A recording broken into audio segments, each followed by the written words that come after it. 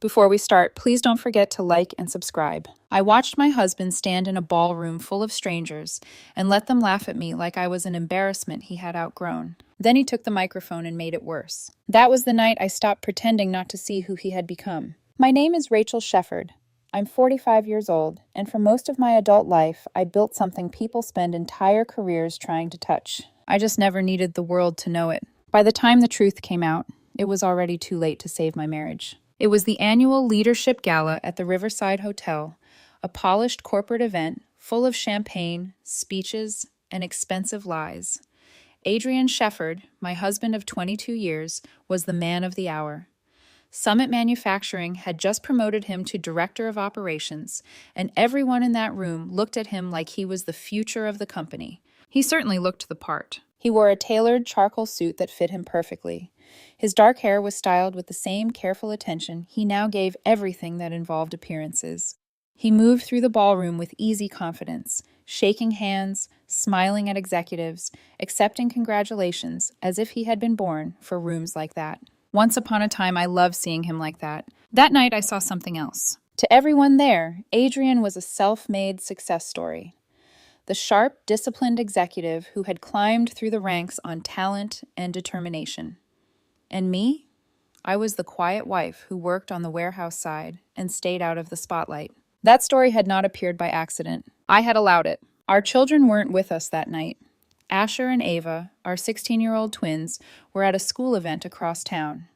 Owen and Ellie were staying with my sister Claire and her husband David. Adrian had insisted. This is an adult evening, he told me earlier that week. No reason to drag the kids through long speeches and networking. Then, a little too casually, he asked me not to arrive until 9. That should have been a small thing, harmless, practical. But for months, an old instinct had been tapping at the back of my mind. Adrian had become more polished, more guarded, more performative. He had started speaking about our life as if he were slightly above it, slightly above me. Nothing obvious enough to confront. Nothing dramatic enough to point to, just a slow shift in tone, a private contempt he thought he hid well. So I ignored his request and arrived early. 7 o'clock. I entered through the service corridor, the same hallway I had used many times over the years when visiting the operational side of Summit. The ballroom doors stood open. Music drifted through the air. Glassware chimed. Laughter rolled across the room in polished waves. No one paid attention when I slipped inside. I stopped behind a broad marble pillar near the bar, where I had a clear view of the stage and most of the room. Executives in fitted suits circulated beneath the chandeliers. Waiters moved between them with trays of champagne. A giant projection screen glowed with the Summit logo behind the stage. I watched all of it without being seen. That had always been my advantage. Most people at Summit knew me in one of two ways: as Adrian's wife, or as a woman who occasionally appeared near the warehouses and distribution sites in plain clothes and practical shoes. They saw what I allowed them to see. A private person, a modest one, useful, forgettable, unthreatening. None of them knew that Summit Manufacturing belonged to me. Not partly, not symbolically, entirely. The company had come through my family long before Adrian ever walked into it. My father built the foundation. I expanded it quietly after his death, modernized it, restructured it, and kept my name off the center of the stage because I preferred results to applause. When I married Adrian, I chose not to make my ownership the center of our marriage. I told myself humility would protect our family. I told myself our children should grow up grounded, not entitled. I told myself privacy was wisdom. Maybe some of that had been true. But privacy had also made it easy for a liar to rewrite me. At 8:50, Audrey Hampton walked onto the stage. She was Summit's CEO, elegant in the controlled way powerful women often are. Silver blonde hair, perfect posture, a tailored navy suit, and a voice that could command a room without rising. Audrey had led Summit publicly for nearly a decade. To most people, she was the face of the company. Technically, she worked for me. Ladies and gentlemen, she began, adjusting the microphone, thank you for being here tonight to celebrate an exceptional leader. The room quieted at once. Adrian Shefford. Applause broke out around the ballroom. Adrian stepped toward the stage with a modest smile, shaking his head as if he were embarrassed by the attention. Audrey smiled warmly at him. In just 7 years with Summit, Adrian has helped transform our production systems, streamline distribution, and improve margins across multiple divisions. More applause. That part was true. Adrian was talented. He had worked hard. I had never denied that. I had opened doors quietly, introduced him to the right people when he was still learning, covered some early mistakes before they became fatal to his career, but his growth had been real. What happened next was not. Audrey paused, then gave the audience a sympathetic look. What impresses me most, she said, is not just Adrian's performance. It's the fact that he has maintained that level of excellence despite very limited support at home. A few people laughed softly, expecting something playful. I felt my stomach tighten. Audrey continued, most people in leadership go home to partners who understand pressure, strategy, and what the job demands. Adrian hasn't exactly had that advantage. Now the laughter spread wider. She looked toward Adrian with a smile that stayed just inside the line of professional. Too familiar. Too comfortable. His wife is a very simple woman, Audrey said. Hardworking, I'm sure, but not exactly someone you can debrief with after a 12-hour day. There it was. A sharper wave of laughter moved through the room. Someone near the front lifted a glass. Audrey went on. So if Adrian occasionally looks tired in the mornings, perhaps now we all know why. This time the laughter came easier. A room full of well-dressed strangers enjoying the humiliation of a woman they had never bothered to know. I didn't move. Not yet. I looked at Adrian. That was the moment that mattered more than anything Audrey said. Because he could have stopped it. He could have taken one step forward and corrected her. He could have said my name. He could have said his wife deserved respect. He could have cut the joke off before it landed. He did none of that. Audrey handed him the microphone. Adrian let out a soft laugh, shaking his head. Audrey, that's brutal. The audience smiled, waiting for the correction. Instead, he added, but not entirely unfair. Something in me went still. Rachel means well, he said, scanning the room with that practiced, polished expression I suddenly realized I hated. She's loyal, she works hard, but sometimes it does feel like I live in two different worlds. A few executives nodded, amused and sympathetic. After nights like this, Adrian continued, going home and trying to explain everything in simpler terms can be exhausting. There was more laughter, not wild, not shocked, comfortable laughter.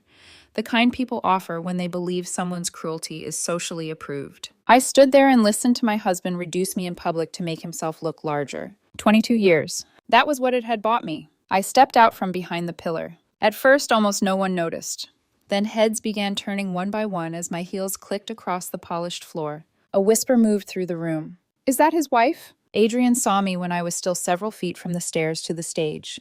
The color dropped from his face so fast it almost looked theatrical. Audrey's expression shifted too, irritation first, then confusion. I climbed the steps without rushing. No one stopped me. When I reached Adrian, I took the microphone gently from his hand. Good evening, I said. My voice carried cleanly across the ballroom. My name is Rachel Shefford. A few people shifted in place. A few others looked down into their drinks. I smiled faintly. Apparently, I'm the simple wife from the warehouse. Nobody laughed. I also seemed to be the woman who has been making my husband's life so difficult. Audrey stepped towards me. Rachel, perhaps this isn't... Oh, I think this is exactly the moment, I said. Then I looked out across the room. At least if we're going to tell stories about me, we should get them right. The ballroom had gone completely still. I let the silence settle before I continued. The company you all work for, Summit Manufacturing, belongs to me. For a second, no one reacted. It was as if the room needed time to understand the sentence. Then the air changed. I saw it in their faces first. Confusion, calculation, alarm. I continued calm and precise. Every warehouse, every production site, every controlling share. I turned toward Audrey. That includes your office, Ms. Hampton. Her face lost color. Then I looked at Adrian. For years, I kept my role private because I believed privacy protected my family. I thought keeping myself smaller in public would give my husband room to build something of his own with dignity. I paused. Instead, it gave him room to lie about me. No one moved. No one rescued them. Adrian opened his mouth. Rachel, please. But I was done. I set the microphone back on the stand. I hope all of you enjoy the rest of the evening, I said, and I hope the next time someone decides to laugh at a stranger, they know who they're laughing at first. Then I stepped away from the podium and walked off the stage. The crowd parted without a word. Behind me, I heard Adrian say my name. I heard Audrey trying to regain control of the room. I heard the first panicked edge in voices that had sounded smug only minutes earlier. I did not turn around. Outside, the October air hit my face hard enough to sting. I got into my car and drove north without choosing a destination at first. My phone began ringing before I had cleared the hotel lot. Adrian. Again. Again. His picture flashed across the screen with every call, smiling from a vacation in Hawaii we had taken during a year I now no longer trusted. I let it ring. By the time I pulled into a quiet rest stop near 10, my phone was still vibrating every few minutes. This time the incoming call was from Claire. I answered. Rachel, she said immediately. What happened? It's online already? I asked. Of course it is. Someone recorded the whole thing. The clip is everywhere. I closed my eyes. Claire exhaled. People are tearing Adrian apart. Audrey, too. Half the comments think it's real, half think it's staged. But either way, you need to get off the road and come here. I hesitated. Rachel, she said more softly, don't be alone tonight. So I drove to Claire's house. She opened the door before I even reached it. She took one look at my face and pulled me into her arms without asking a single question. That was Claire, sensible enough to know there are moments when details can wait. David had made chili. It sat on the stove untouched. The house smelled warm and ordinary, which somehow made everything ache more. I sat at their kitchen table with my phone face down beside me while it vibrated itself across the wood. Adrian. Unknown numbers. Executives. Journalists. People I hadn't heard from in years. Suddenly interested because my humiliation had become entertainment. Claire put a glass of water in front of me and sat down. Start from the beginning, she said. So I did. I told her about the speech, Audrey's jokes, Adrian agreeing with them, the laughter. Then I told her the part that mattered more, the months leading up to it. Late meetings that never felt quite right, Adrian becoming protective of his phone, the way he had started correcting the children whenever they spoke too casually about money, as if he were trying to train all of us into a different image. The subtle shift in his voice when he talked to me in private, as though he had begun measuring me against some invisible standard and finding me lacking. Claire listened without interrupting. When I finished, she folded her hands and said, You already know this isn't about one speech. I nodded. Because it wasn't. The speech had only stripped the cover off something rotten that had been spreading for a long time. I slept badly in the guest room, drifting in and out between buzzing notifications and the old instinct to excuse what could no longer be excused. By morning, I had more than 70 missed calls, hundreds of texts, and enough unread emails to bury a small company. What mattered were the messages from my children. Asher had called 4 times, Ava 3. I called them back immediately. Asher answered first. Mom, where are you? At Aunt Claire's. He was silent for a second. Is it true? Yes. You own Summit? Yes. Another silence. Then Ava got on the line. You never told us. Her voice wasn't angry. That would have been easier. I know, I said. Why? Asher asked. I looked out the guest room window at Claire's backyard, the branches bare in the autumn wind. Because I didn't want you growing up thinking money explained everything, I said. I didn't want privilege to become your personality. Neither of them spoke. I should have told you sooner, I said. You deserve better than finding out like this. Asher finally exhaled. Dad is losing his mind. I believe that. I told them I needed to go to the house that morning to pick up a few things and think. Claire offered to come with me. David did too. I refused both. Some doors you have to walk through alone. The house looked exactly the same as it always had. That nearly broke me. The maple tree in front.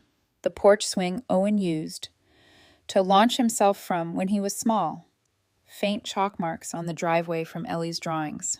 Inside, everything was neat and familiar. Family photos lined the hall. Vacations, birthdays, Christmas mornings, a whole marriage preserved in frames that now looked like evidence from a life I no longer trusted. I went upstairs to our bedroom. Adrian wasn't there. His side of the closet was immaculate, shirts arranged by color, jackets evenly spaced, shoes in precise rows. That alone might have meant nothing. Adrian had always liked order. But suspicion changes how a room feels. In the back corner of the closet, tucked behind 2 winter boots, I found a plain, gray storage box I had never seen before. No label. No reason to be there unless it was meant not to be found. I carried it to the bed and opened it. Inside were letters. Dozens of them. Handwritten. Folded carefully. Some on hotel stationery. Some on Summit letterhead. My hands went cold before I unfolded the first one. The handwriting belonged to Audrey. The letter wasn't explicit. It didn't need to be. That made it worse. It was intimate in the way only a long, hidden attachment becomes intimate. Private references. Shared dinners. Tension after meetings. A line about waiting for the right moment so they would no longer have to perform for other people. I opened another. Then another. Each one sharpened the same blade. Hotel evenings, promises, frustrations, references to my distance from daily operations, complaints about dead weight inside the company, notes about people who could be moved, promoted, pressured, replaced. Then I found the line that changed everything. The restructuring is nearly in place.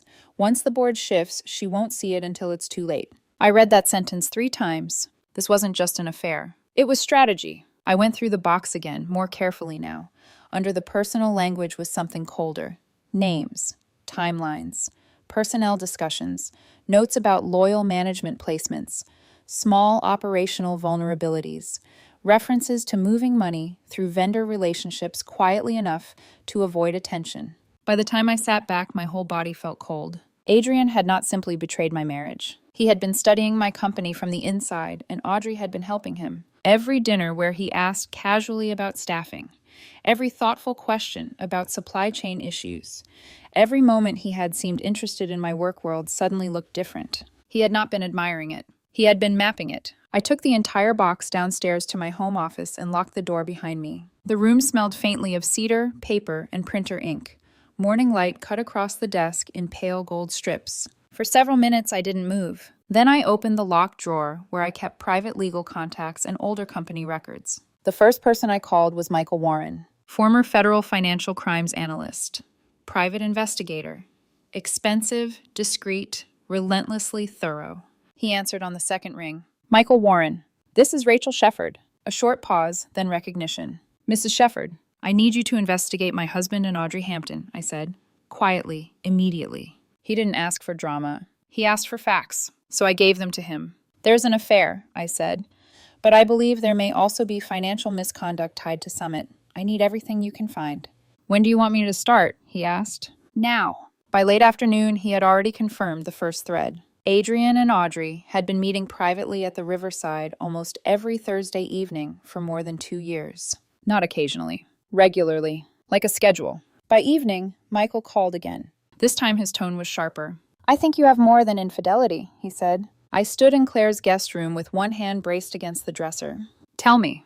There appears to be an offshore account receiving structured monthly deposits, $20,000 at a time, consistent intervals. My grip tightened. How much? Just under $500,000 over roughly 2 years, based on what I can see so far. I said nothing. And the account? I asked. It appears to be under Adrian Shefford's control. The room seemed to narrow around me. Michael continued. There are also communications suggesting a long-term internal restructuring effort, placement of loyal personnel, planned removals. It reads like an attempt to gain functional control before triggering a larger transition. After the call ended, I sat on the edge of the bed and stared at my hands. An affair would have been enough to end a marriage. This was more than that. This was theft, planning, conspiracy. It meant the speech at the ballroom had not been one careless act of arrogance. Adrian humiliated me because he believed he was close to winning, close to taking control while I stood in public and played the fool he had taught everyone to see. Claire knocked once and stepped in. She only had to look at my face. What did you find? I handed her one of Audrey's letters. Then another. She read them in silence, and the color drained from her face. There's more, I said. I told her about the offshore account, the deposits, the restructuring plan. Claire sat beside me slowly. Rachel. I know. For a long moment, neither of us spoke. Then Claire asked the question I had already been asking myself. What are you going to do? I looked at the letters in my lap, at Audrey's elegant handwriting, at the neat little evidence of arrogance, betrayal, and ambition. Then I reached for my phone. I'm going to bury them with the truth. Michael Warren worked quickly. That was one of the reasons I had hired him years earlier during a quiet internal audit. He didn't waste time chasing theories. He followed evidence. Within 48 hours, the outline of Adrian and Audrey's arrangement had become clearer. For more than 2 years, they had met almost every Thursday night at the Riverside Hotel. Private dining reservations, parking records, security timestamps. Always the same pattern. Always discreet. Michael traced the offshore account further as well. The monthly deposits, $20,000 at a time, were not random. They had been siphoned from vendor contracts through slightly inflated invoices, routed through shell companies before landing in an account Adrian controlled. No single transaction looked suspicious. Together, they told a very different story. Nearly $500,000 had been drained from Summit without raising alarms. Money that belonged to the company. Money that belonged to me. When Michael laid out the timeline, one thing became painfully clear. The speech at the ballroom had not been an emotional mistake. It had been confidence. Adrian believed he was close to securing control inside the company. Close enough that humiliating me in public felt safe. He thought the foundation beneath him had already shifted. He was wrong. I returned to the house that evening to gather documents and prepare for the next steps. Adrian was already there when I walked in. He stood in the kitchen, phone in hand, looking like a man who had not slept. For a few seconds, neither of us spoke. Then he said my name carefully. Rachel. I set my bag down on the counter. What do you want? He ran a hand through his hair. We need to talk about what happened at the gala. Do we? Yes, he said quickly. The video online is making things worse. Investors are asking questions. The board is panicking. Of course they were. Adrian stepped closer. We need to release a joint statement. I stared at him. A statement about what? That you exaggerated, he said. That the ownership structure is more complex than it sounded. I almost laughed. You want me to pretend I don't own the company? Just temporarily, he said. That word again. Temporarily. He was still thinking about optics. Still thinking about control. I leaned against the counter and studied him. Adrian, I said quietly, how long has it been going on? He froze. I don't know what you mean. I slid one of Audrey's letters across the counter. He didn't touch it, but the color drained from his face. 2 years? I asked. Longer? Silence filled the kitchen. Finally, he said, you went through my things. That's what you're worried about? His jaw tightened. It's not what it looks like. No, I said. It started as professional, he insisted. Audrey and I were working closely. Long hours, pressure. It just happened. I didn't bother arguing. The letters had already told me more truth than he ever would. And the money? I asked. His head snapped up. What money? The offshore account. For a moment, his expression slipped. That was all I needed to see. Adrian straightened his shoulders. You're overreacting, he said. Every large company moves funds through different structures. That's normal. Not when the money ends up in your personal account. His silence was confirmation. I picked up my bag again. You should hire a lawyer, I said. He blinked. What? Because I already have. For the first time since the gala, fear appeared in his eyes. You wouldn't, he said quietly. You stole from my company, I replied. What exactly do you think happens next? Adrian's voice hardened. You think the board will support you after the stunt you pulled? The board answers to me. You embarrassed the entire company. You tried to steal it. We stared at each other across the kitchen. 22 years of marriage reduced to two strangers standing in a room that suddenly felt much smaller. Adrian finally spoke again. You're destroying our family. No, I said calmly. You did that the moment you decided I was expendable. I left the house without waiting for his reply. The following morning, my attorneys filed the first official complaints. Embezzlement, corporate fraud, conspiracy to manipulate internal governance. Michael Warren handed over the documentation he had gathered.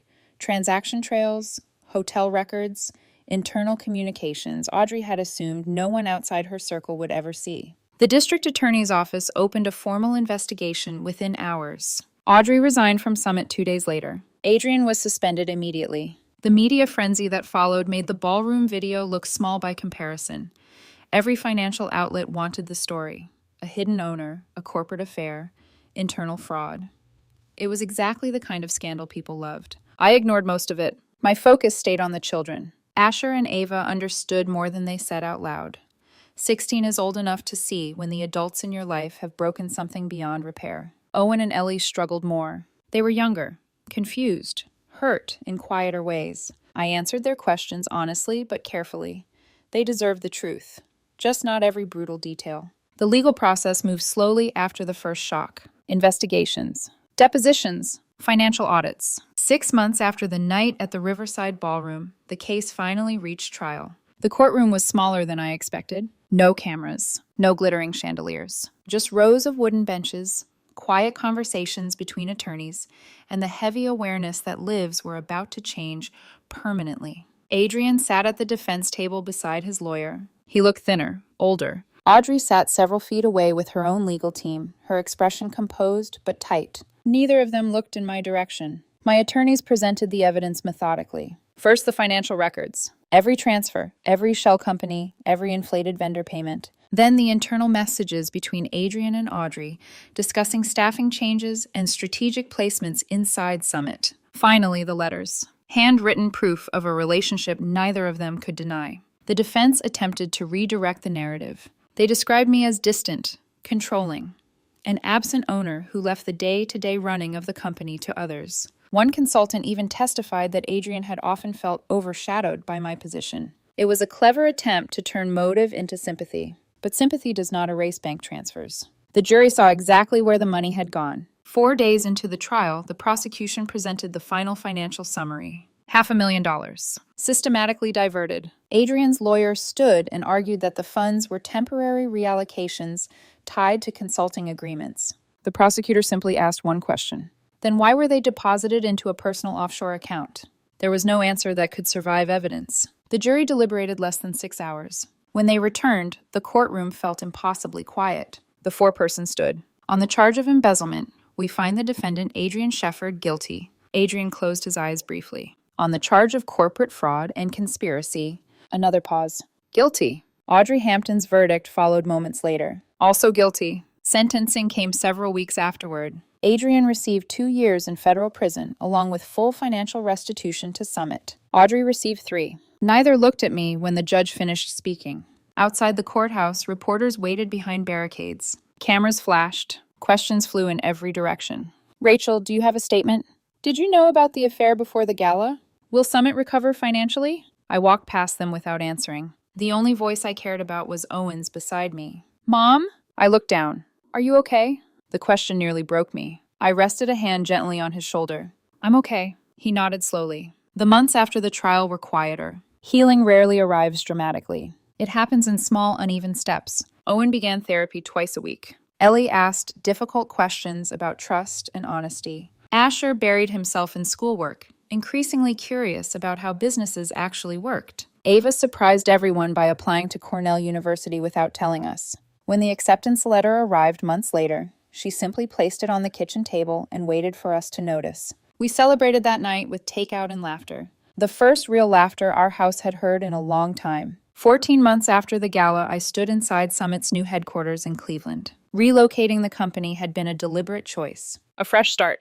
The factory floor hummed below the glass office windows, machines moving in steady rhythm. Production numbers were stronger than they had been in years. Sometimes disaster forces clarity. Adrian was released early for good behavior after serving just over a year. His attorney contacted mine shortly afterward, requesting visitation with the children. I didn't answer for them. That decision belonged to each of them. Asher and Ava said maybe someday. Owen and Ellie weren't ready. I respected that. Forgiveness isn't something anyone else gets to schedule. One evening, not long after Ava's acceptance letter arrived, we celebrated with Chinese takeout at our new house outside Cleveland. Containers covered the table. Owen tried to prove he could eat noodles faster than Ellie. Asher kept stealing dumplings from everyone else's plates. Ava rolled her eyes but laughed anyway. It wasn't perfect, but it was real. Later that night, I stepped onto the back porch. The air was cool and quiet. For the first time in years, my mind wasn't racing. Claire joined me with 2 mugs of tea. You did it, she said. Did what? You protected them. I looked out over the dark yard. I survived, I said. She smiled slightly. And now? I leaned back in the chair. For the first time in 20 years, I can just be Rachel. And after everything that had happened, that was more than enough.